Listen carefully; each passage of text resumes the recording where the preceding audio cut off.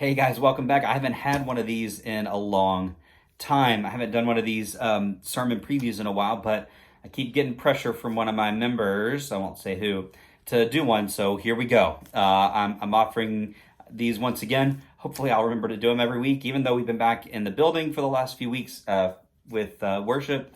I just forget about doing these because we took off for 11 weeks doing them. So anyway, I remember this week, so we're doing one, and hopefully each week I'll remember going forward as well.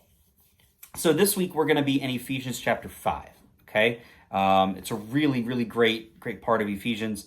We're going to be in the second half, verses 10 through 33, really a little more than half, but we're going to be in that second chunk of Ephesians 5 because, is there a lot of meat here to talk about.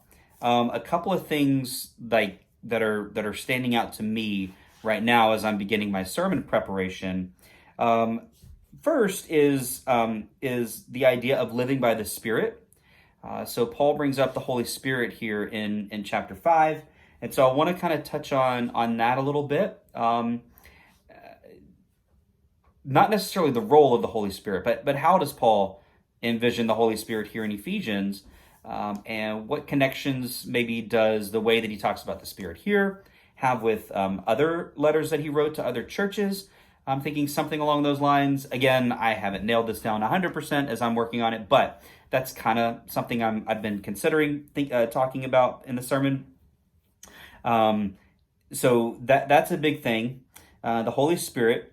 The really big thing from chapter 5 that most people kind of latch onto is, well, the household codes. I had the German word in my head from back in graduate school.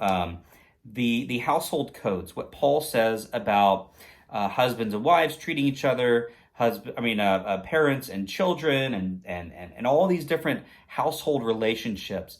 How should those go? What does it look like to be a Christian and to be in relationship with somebody else?